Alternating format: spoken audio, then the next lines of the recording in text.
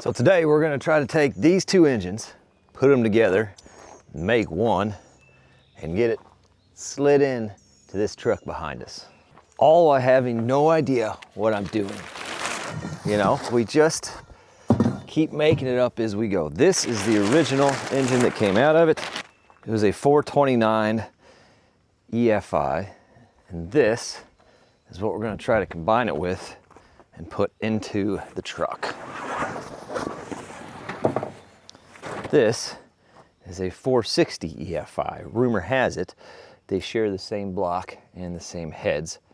So the first thing we're going to do, and I don't suspect that there's a problem there currently, but just because we have such good access to it right now, we're going to pop the torque converter out, and we're going to replace that seal on the backside. That seal is just a few dollars, but a tremendous amount of work to replace, so it just seems like a good time to do it.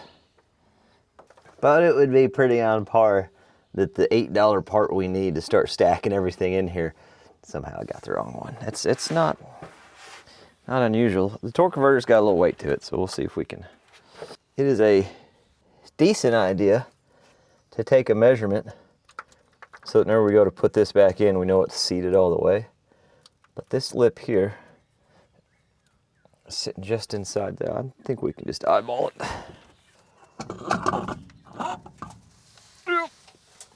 All right. Not bad. I don't know where to put it. So this is the seal we're taking out. They make little seal puller tools. It's like a hook with a handle off the hook. How's that? Hook with a handle off the, you know?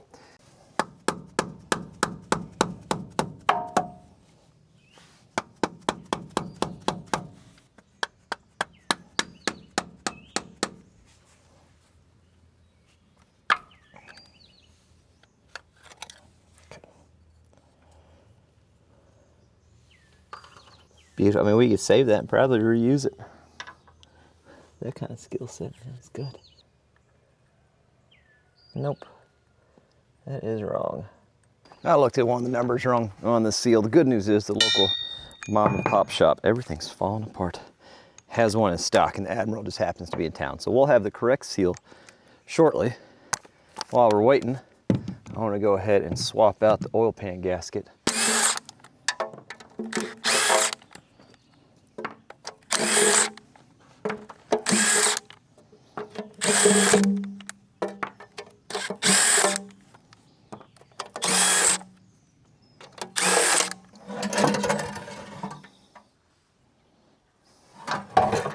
Yeah, I think it's probably a good time to replace this gasket. She looks pretty brittle and old.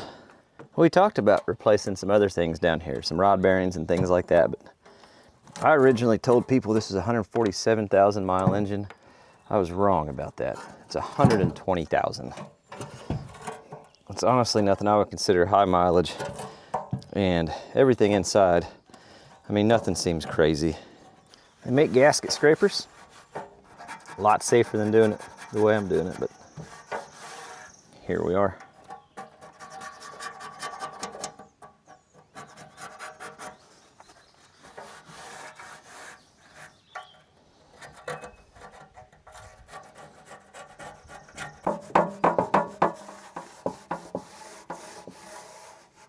And it should go without saying, since we just scraped on here and inevitably knocked some stuff inside the pan, we're going to want to make sure the inside of the pan is wiped out, cleaned out as well. Is because the way the gasket's made, some of that rubber is left right here. Gotta make sure we get these little channels right there.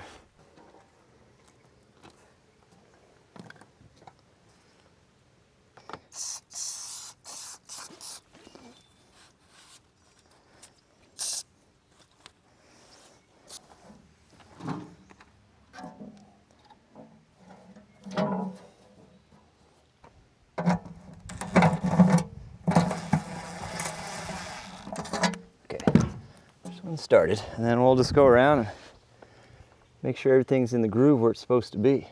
So I've got 4 bolts that are bigger all the way around the corners. I have to modify our gasket maybe. So these bigger bolts here on the corner, they don't fit through the gasket. I think I'm going to do the right thing and just drill those holes out bigger. The new seal has arrived. Let's see if we can go ahead and get that popped in there.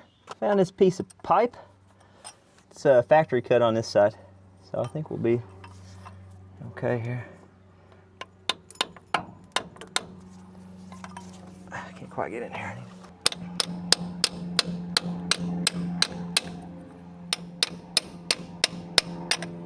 Nice thing about this style of seals, it's got that lip, so I know sometimes they don't have that lip and it can be hard to tell how far in it's supposed to go, but that should be seated all the way. It looks good. A few little taps just to make sure. Looks really good. I'll sneak me a little fluid out of here. A little lubrication to help us. Okay. We got these notches here to line up. So I kind of looked at where they're at in there. And we can kind of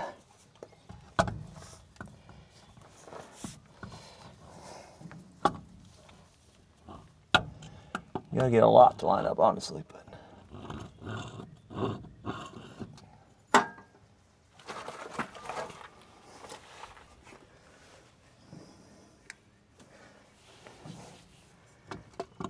just gotta work it in that seal. There we go. That's one. So we should be in the seal, and now I'm trying to feel where those. There it is. Okay. And we are where we were at earlier.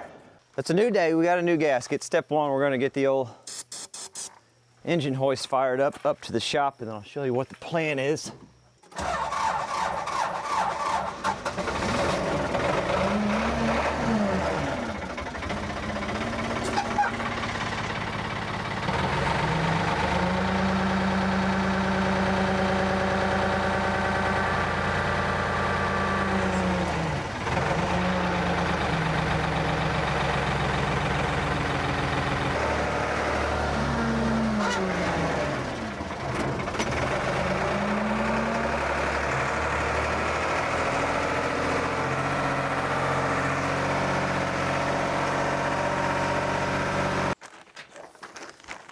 So the plan, we got the new gasket, and I found a tip online on what to do to make it work, and I think we've got her figured out. But before we put that oil pan on, I remembered whenever we pulled this engine out, we did it without the oil pan to give us a little bit more clearance, and it gave us more clearance on getting attached to the transmission. So we're just gonna leave it off until we get her set in there. We do need to try to get this swapped over to that engine, because if we can't attach it to the transmission, well, we're not doing much good there, are we, bud?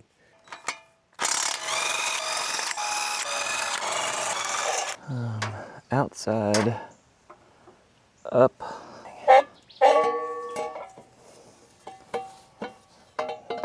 Outside, up. We also have to take this housing off here. Let's see if we have any luck with the impact here. Not with the wrong size socket, we won't. Round two. And I got two more. No, I got more than that. Four more on the inside here. So my 1/2 inch doesn't quite give me enough room. So we're gonna do the right thing and put a bar on the 3/8.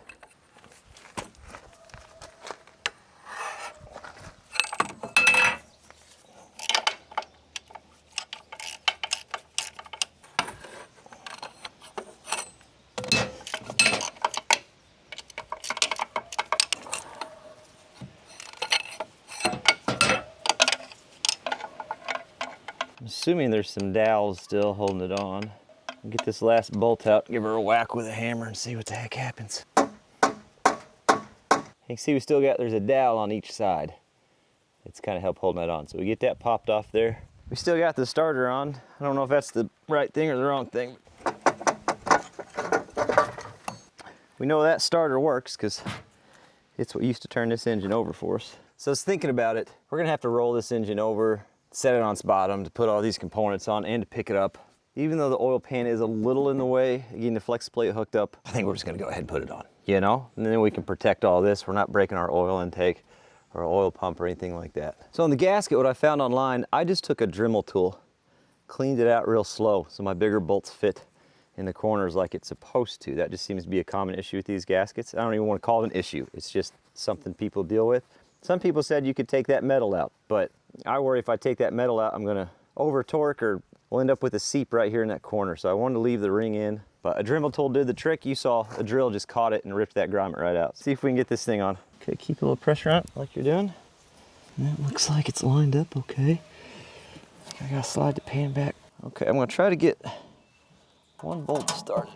All right, let me get the impact and the torque wrench and we can get that snugged out. It looks good all the way around. Just kind of run everything in easy with the little impact and then we'll get the torque wrench out. I'm starting with these bigger corner bolts, making sure they fit like they're supposed to. So far, so good.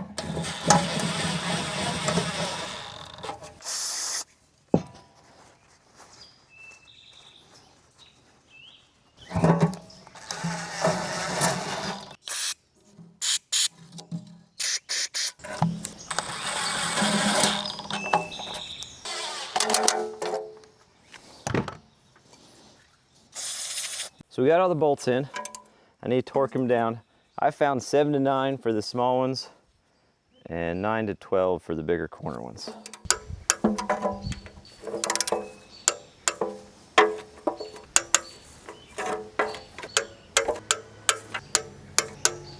Should be able to very gently just set this down now.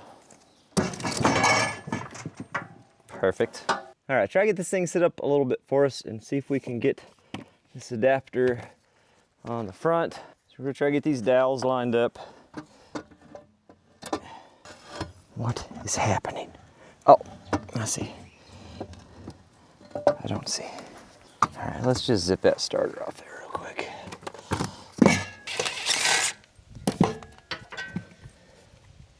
Make a difference. That would make a big difference. Okay.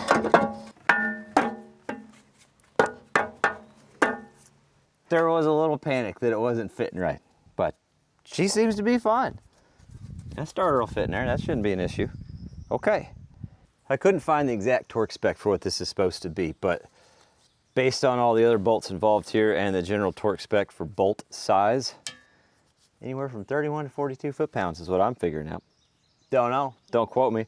I'm putting just a little blue thread locker on these, though. It seems like the right thing to do. Also, I can tell there's a little blue thread locker on those when we took them out, so. Gotta get these off.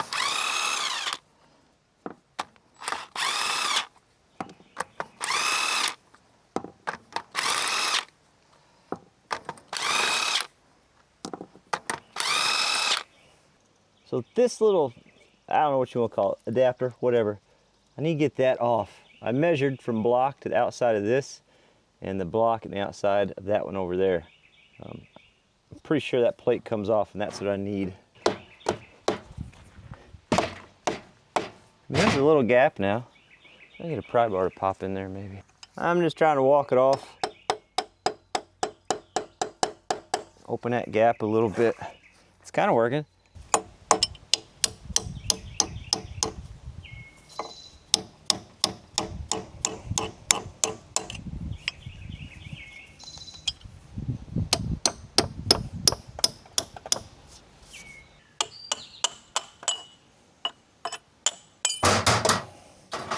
Success.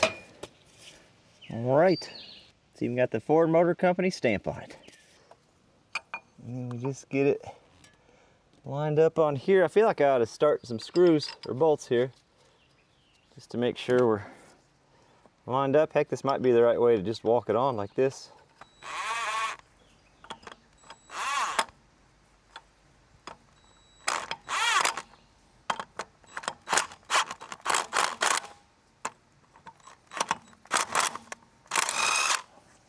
Go. And then we're going to want to use, not these bolts because of the length, obviously, we just added that plate. So we'll want to use the bolts off that engine. Or if you want to do it the way they all suggest, you buy new ones. But there I'll try to get the flex plate on. There we go. And this on. And the longer bolts, as long as the thread pattern matches up, which it should, and it does. And same thing, I'm just gonna put a little blue Loctite on this. I don't really want this coming off on me. Jake is right over here. He comes out in the afternoon and he keeps the shop free from mice. Does a pretty good job. Sometimes he's a little nosy. These two aren't lining up quite perfect, so we're just gonna run them around a little bit and see if we can't get that to do what we need it to do without messing up any threads. Those won't go in. Round two, trying to make sure we got all these holes lined up. Yeah, okay. So I think it's in, there is just a slight difference. You can see how that one's off just a little bit, but these two are lined up. So it does appear that there is just a slight difference and they're not perfectly spaced. You just gotta, well, there it is, that's it right there. Spin it around until they all match up good. Okay.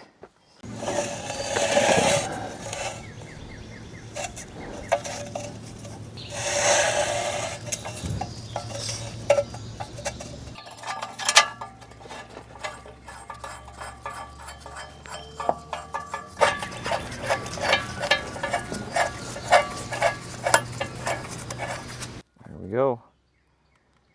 Now we got it. Okay. So in the book and on the Google, 75 to 85 is what I found for these 6, and we're going to run a star pattern, and I got a little pry bar right there, hopefully keep me from spinning.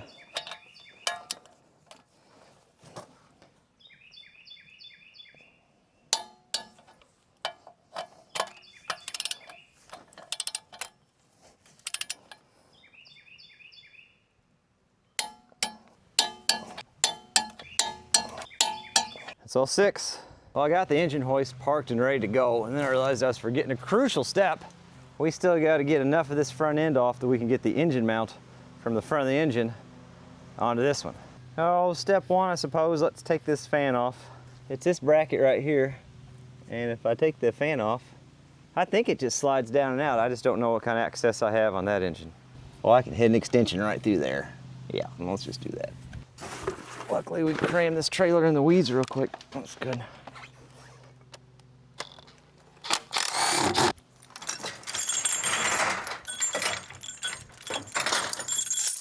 If only I had a giant thing to pick things up nearby.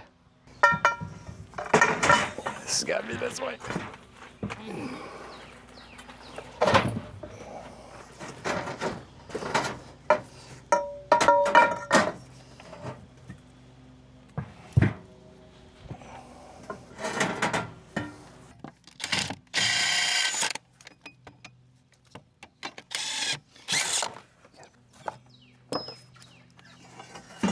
Okay,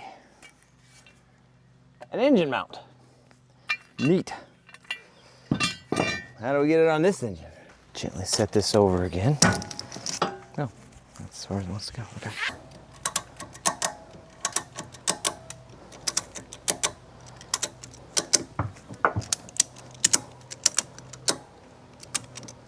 So you can see these right here. These are the engine mounts that this 460 utilized.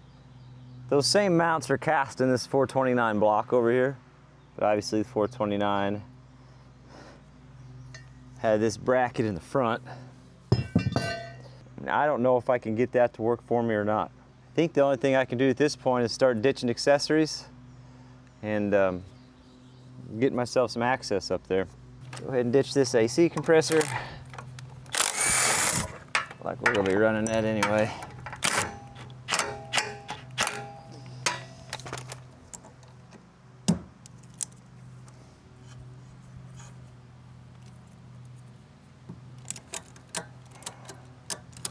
There we go, precariously balanced, that's how I like it.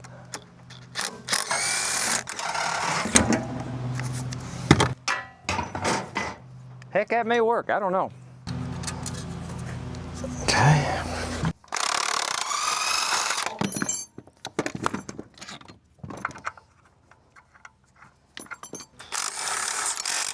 I feel like we ought to let that engine all the way down.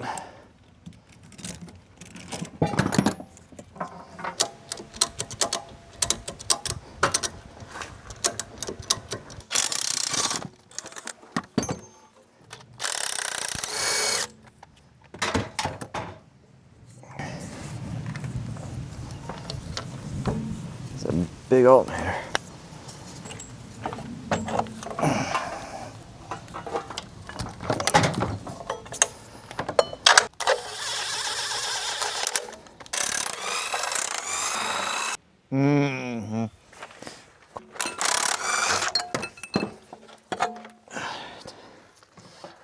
I don't see a way if this becomes involved in any manner. The more you know, right? Wow, magic, cool. But we could go ahead and strip both and see if that's the fact, and then the crank has to match up, and everybody says the crank doesn't match. Water pumps next, I suppose.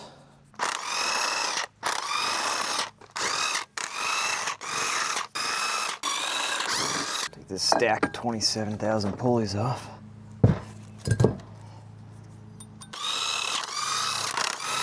So there are two different lengths on the bolts. So you have to pay attention. I wonder where their operation at goes. Oh man, I wonder what we're gonna find in here. Nope, nothing until we take this other bolt out. Nothing, not a thing. Okay, now something probably.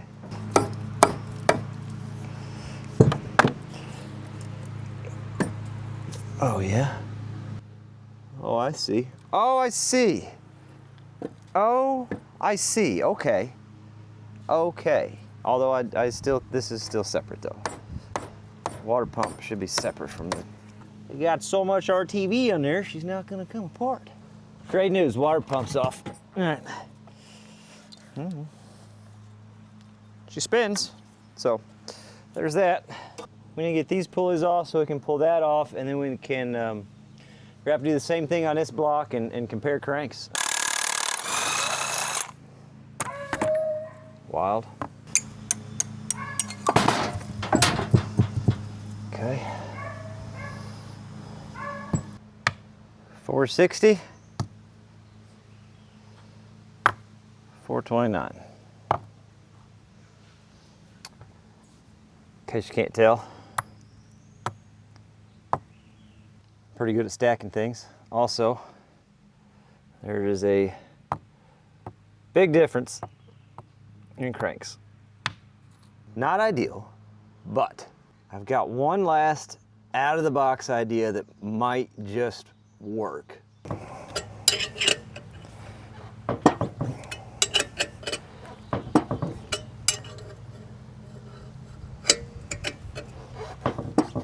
And I think she's moving enough we can run it with an impact. I don't like to start it with an impact because I want to make sure it's going to move first. I don't want to break anything.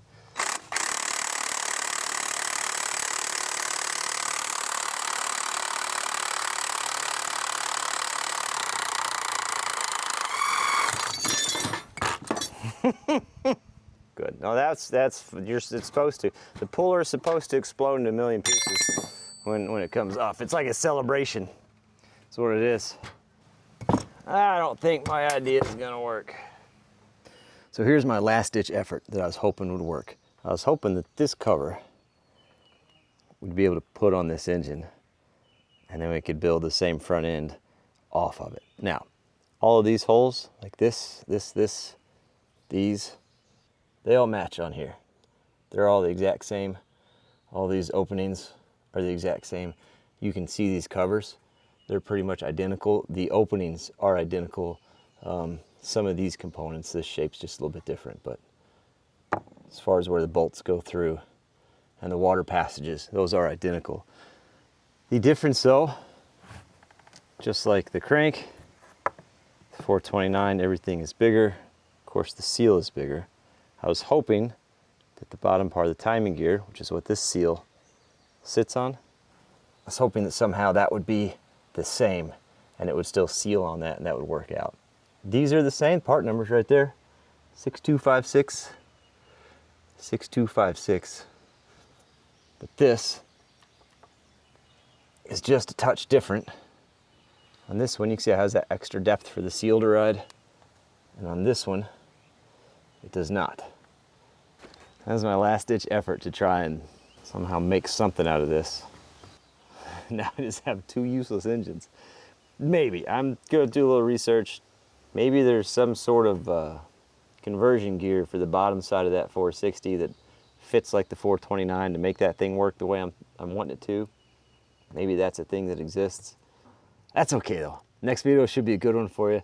Like I said, I'm halfway through a little excavation project.